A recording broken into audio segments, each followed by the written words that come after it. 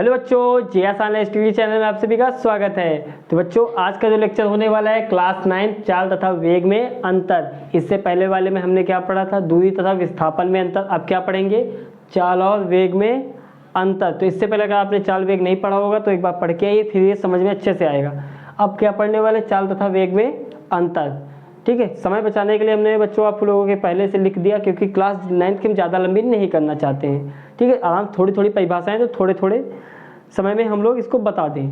तो सबसे पहले चाल क्या होती है? देखो, चाल क्या होती है, आपने आज तक एक फार्मूला पढ़ा होगा, चाल बराबर दूरी बटे समय।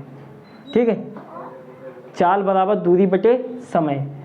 तो बच्चों देखो, इसको आप v बराबर कहते हैं, s अपान टी भी कहते हैं। v वेग हो गया, s आपकी दूरी हो गई, t समय हो गया।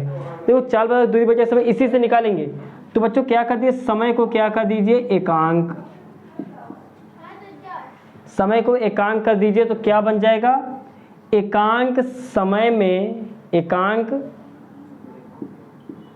समय में चली गई दूरी को, एकांक समय में चली गई दूरी को हम लोग चाल कहते हैं।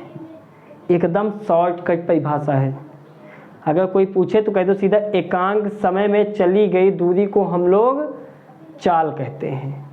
ठीक है, जो चाल होती है इसका मात्रक मीटर प्रति सेकंड, किलोमीटर प्रति घंटा।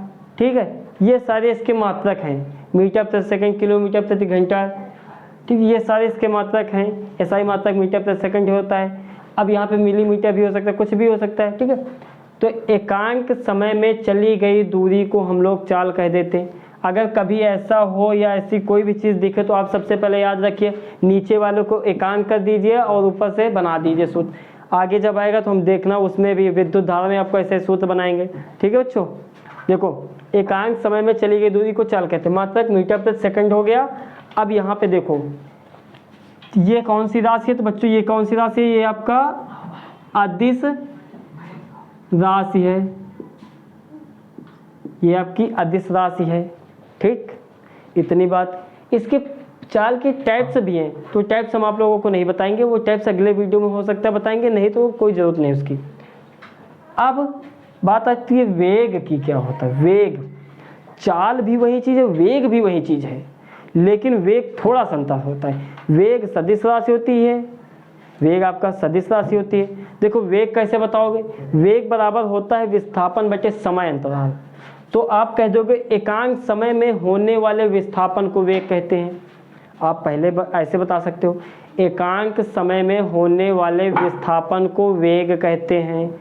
या फिर आप दूसरे शब्दों में बता सकते हो बच्चों, एकांक समय अंतराल में किसी निश्चित दिशा में होने वाला विस्थापन या चली गई दूरी को हम लोग वेग कहते हैं। फिर से एक बार रिपीटेड, ऐसे लिखा होगा, एकांक समय में किसी निश्चित दिशा में होने वाला विस्थापन या चली गई दूरी को हम लोग वेग कहते हैं। एकांक समय में किसी निश्चित दिशा में होने वाला विस्थापन या चली गई दूरी को हम लोग वेग कहते हैं। वेग का फार्मूला होता है विस्थापन बटे समय अंतराल। वेग अगर बच्चों सदिश राशि है तो इसको हम लोग ऐसे कैसे लिखेंगे? देखो, वेग को हम लिखेंगे v वेक्टर, जो वेक्टर होता है इसकी दिशा बताता है। तो v वेक्टर इक्वल टू हो जाएगा डेल्टा x अपान डेल्टा t। ठीक है, तो डेल्टा x क्या होता है? जहाँ पे डेल्टा x आपका बताता है विस्थापन को, डेल्टा x आपका विस्थापन बताता है।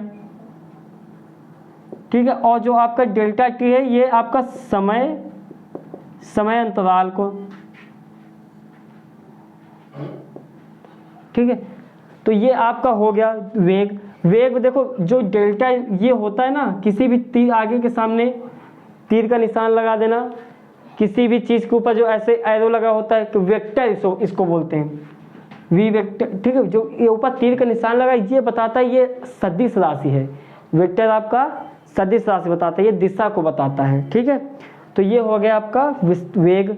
वेग कैसे बताओगे? एकांक समय में होने वाले विस्थापन को वेग कहते हैं। या फिर आप ये बता दोगे एकांक समय में अंतराल में किसी निश्चित दिशा में चली होने वाला विस्थापन या चली गई दूरी को हम लोग वेग कहते हैं। ठीक, आप ऐसे बता सकते हो, वेग का फार्मूला बच्चों क्या होगा, विस्थापन बटे समय अंतराल हो गया, तो ऐसे आप बता सकते हो। ठीक, इसका भी मात्रक जो होता है बच्चों वो क्या होगा, इसका मात्रक, तो बच्चों याद लिख लीजिए, इसका मात्रक होगा मीटर प्रति सेकंड, सेम मात्रक होंगे इसके भी।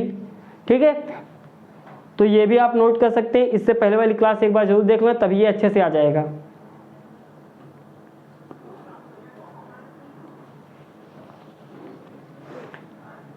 तो बच्चों आई होप कि आपको ये क्लास समझ में आई हो, तो समझ आए तो वीडियो को लाइक, चैनल को सब्सक्राइब कर दीजिएगा। और हाँ, इसके बाद हम लोग पढ़ने वाले हैं जो चाल और वेग हैं, इनसे जो रिलेटेड जो टॉपिक, जैसे कि इनके प्रकार, चाल के प्रकार कौन से होते हैं, वेग के प्रकार कौन से होते हैं, इनके बारे में हम लोग विस्तार से पढ़ेंगे। उसमें 2-4 फार्मूले भी निकलेंगे, ठीक, वो भी हम लोग देखेंगे। तब तक आप इसको याद कर लीजिएगा, परिभाषाएं छोटी छोटी हैं, आप लोग तैयार कर लीजिए, क्योंकि एग्जाम में 1-2 नंबर के जरूर पूछ लेता है। ठीक है, तो बच्चों एक बार याद कर लीजिएगा। तो मिलते हैं आपको अगले क्लास में, तब तक के लिए बच्चों जय हिंद, धन्यवाद।